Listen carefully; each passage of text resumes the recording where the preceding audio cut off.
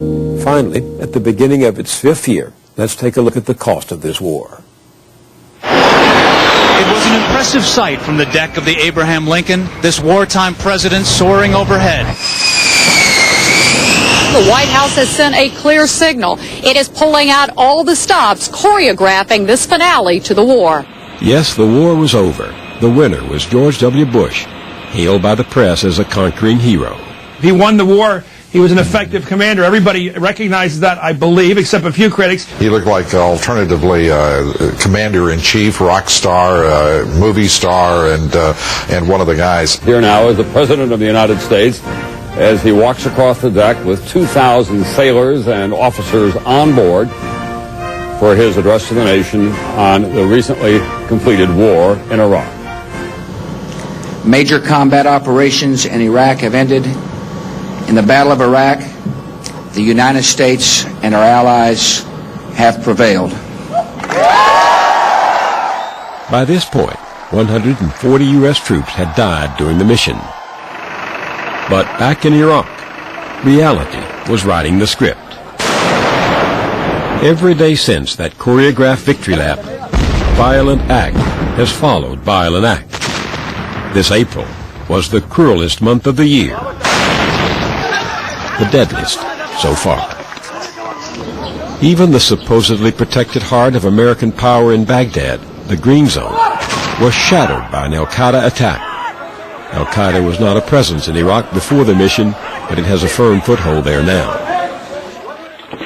Entering its 5th year, the war's cost is soaring so fast, the website, costofwar.com, uses a non-stop digital counter to keep up with the spending.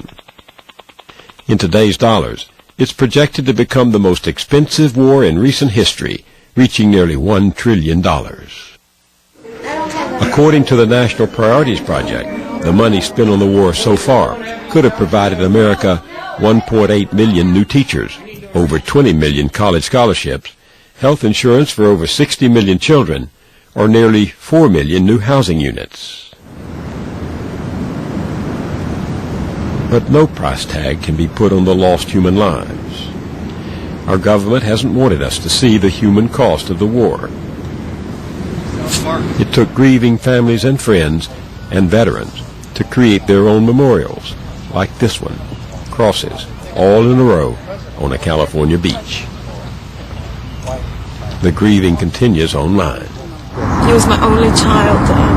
This is something he gave me when he was 12 years old for Valentine's Day. And he wasn't just my brother.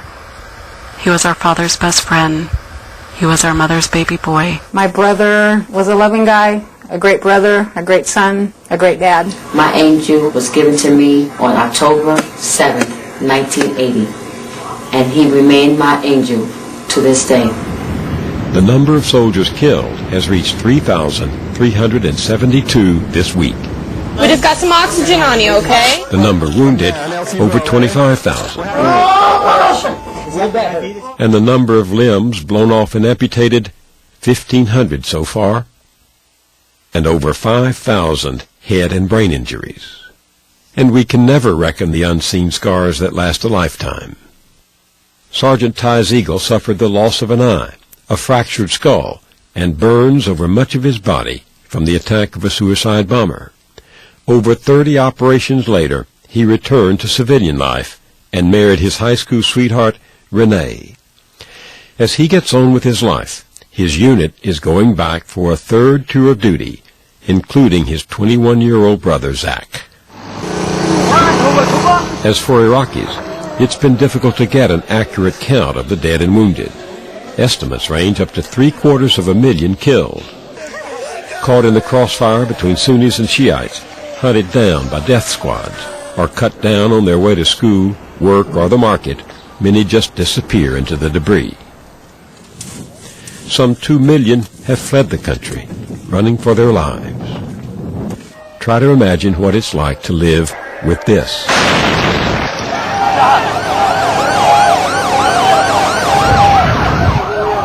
Try to imagine what it's like to live in this.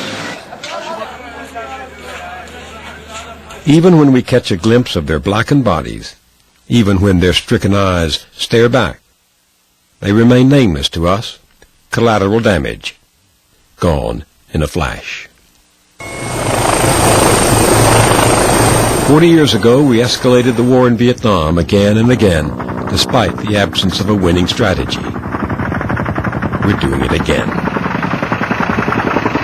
America will change our strategy to help the Iraqis carry out their campaign to put down sectarian violence and bring security to the people of Baghdad. This will require increasing American force levels. So I've committed more than 20,000 additional American troops to Iraq. The President is also calling up an additional 13,000 National Guardsmen next year, despite the hardships on their families, communities, and jobs. Nor will they be available during that time for emergency duty here at home. And the Army has extended the tour of troops in Iraq to 15 months. As Democrats and Republicans in Washington wrangle over a strategy, there is speculation that no matter what agreement they reach, American troops will be in Iraq at least a decade to come. We are not finished with the costs of this war.